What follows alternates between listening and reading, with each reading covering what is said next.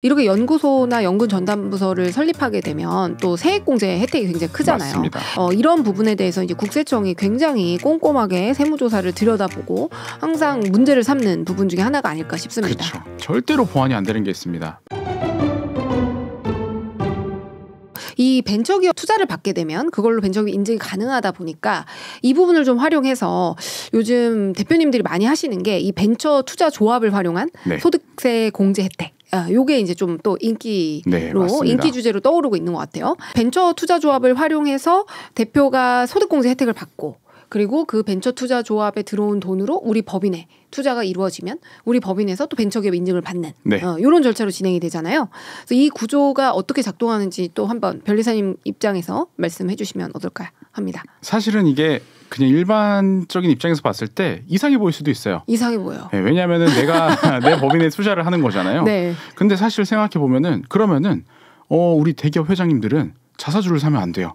아, 그렇죠. 그렇죠. 근데 우리 상장 주식에서는 자사주 투자를 권장하지 않습니까? 맞습니다. 그렇죠. 그런 거랑 비슷한 개념입니다. 저희 대표님들도 이제 그 투자 조합을 통해서 투자를 하게 되면은 소득공제가 가능한 부분이 되는 거예요. 그래서 그 투자 조합에서는요, 이게 자기 법인의 투자가 될 수도 있고요, 아니면은 실제로 내가 투자하고 싶은 다른 법인이 있어요. 거기다 투자가 될 수도 있고요.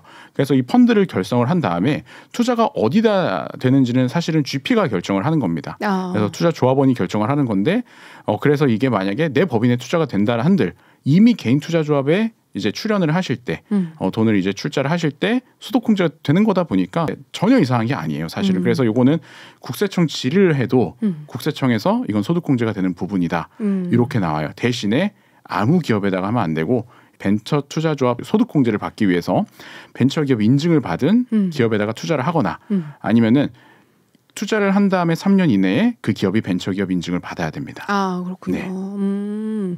그래서 이 부분을 실제로 많이들 활용하고 계신가요? 많이들 활용하시죠. 왜냐하면은 뭐 대표님께서 파생적 효력을 이용하시는 분들도 계세요. 제가 본질적인 효력은 사실 투자를 했을 때 수익을 창출하고 이 기업이 잘 되길 바라는 거잖아요. 그렇죠. 근데 파생적으로는 소득공제를 노리시고 이제 하시는 분들도 많이 계십니다. 그런데 그런 분들이 사실은 법인이 이상하지가 않아요. 법인이 되게 또 잘 되고 있다 보니까 소득공제 혜택을 소득공제 필요로 혜택을 하시는 거죠. 필요로 하시는 겁니다. 아, 네. 그렇군요. 그래서 이런 방식으로 또 소득세를 많이 내시는 분들은 또 세금 혜택도 받으시면서 벤처로 또 인증도 받으시고, 예, 맞습니다. 또 벤처 인증을 받으면 아까 변리사님이 말씀해 주셨던 다양한 혜택들, 네. 세금 감면 혜택뿐만 아니라 뭐 자금이나 여러 가지 혜택을 또 받을 수 있는 그런 선순환 효과가 있지 않나 싶습니다. 네, 맞습니다. 그럼 다음으로 연구 전담부서 그리고 네. 연구소 설립을 또 같이 함께 결합해서 진행한다라고 말씀을 해주셨잖아요. 네. 많이들 궁금해하시는 게 연구 전담 부서랑 연구소, 기업부설 연구소 이거의 좀 차이에 대해서 많이들 궁금해하세요. 그 부분 설립 요건이 좀 다른 건가요? 어떨까요? 사실은 설립 요건이 다른데 그냥 규모가 달라서 사실은 기업부설 연구소와 연구 전담부서를 나누고 있는 겁니다.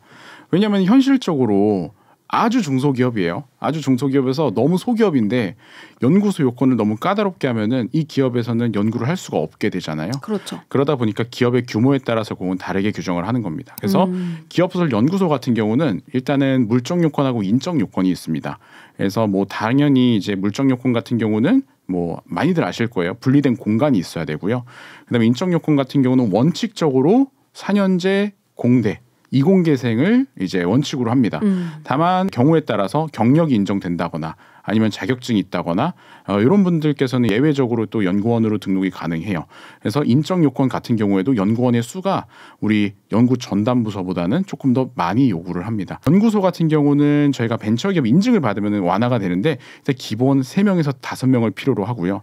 연구 전담부서 같은 경우는 1명만 있어도 됩니다. 1명에서 2명 정도만 있어도 돼요. 그렇군요. 네, 근데 혜택은 똑같습니다. 아, 그렇죠. 네, 많거나 적거나. 그리고 전담부서 같은 경우는 물적 요건도 훨씬 완화가 돼 있어요. 독립된 공간이 이제 완전히 연구소처럼 떨어져 있지 않는다고 하더라도 파티션만 쳐놔도 파티션만 되나요? 있어도 괜찮다라고 하고 있습니다. 이렇게 연구소나 연구 전담부서를 설립하게 되면 또 세액공제 혜택이 굉장히 크잖아요. 맞습니다. 인건비 부분에 대한 그런 세제상 혜택이 워낙 크다 보니까 이런 부분에 대해서 이제 국세청이 굉장히 꼼꼼하게 세무조사를 들여다보고 항상 문제를 삼는 부분 중에 하나가 아닐까 싶습니다. 그렇죠. 네, 그래서 아마 또 변리사님은 워낙 또 세무조사 경험 많으시잖아요. 아, 네. 제가 변리사가 돼서 세무조사를 대행할 줄은 생각도 못했습니다. 세무조사 대응을 세무사보다 잘한다는 연구소 대응을 네. 세무사보다 훨씬 더 많이 해봤다는 그렇죠.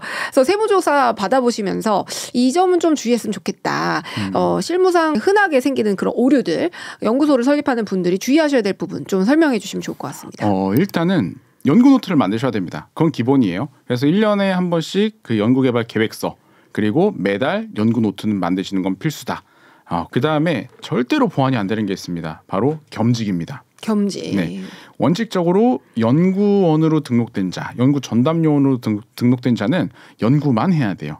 근데 사실 뭐 중소기업에서 연구도 하면서 회계도 하면서 영업도 뛰면서 이런 분들이 계시거든요. 대부분 뭐 그럴 네. 수밖에 없죠. 사실. 그런 분들은 사실은 법적으로 치면 세액공제 받으면 안 됩니다. 그렇죠. 네. 근데 저희가 절대로 못 막아드리는 게 연구 노트라던가 연구 실적이라던가 이런 것들은 이제 사실은 연구를 아예 안 한 건 아니니까 실적이 있어요. 그래서 그런 것들을 가지고 이게 연구 실적이다. 그리고 특허도 이게 낸 거고 이게 관련성이 있다라는 거 입증을 할 수가 있지만 겸직을 한 거는 이거는 쉽지가 않습니다. 겸직한 건 어떤 식으로 발라내나요? 실제로 이제 세무조사가 시작이 되면은 이제 조사관님들께서 오셔서 일단 명함을 달라고 합니다.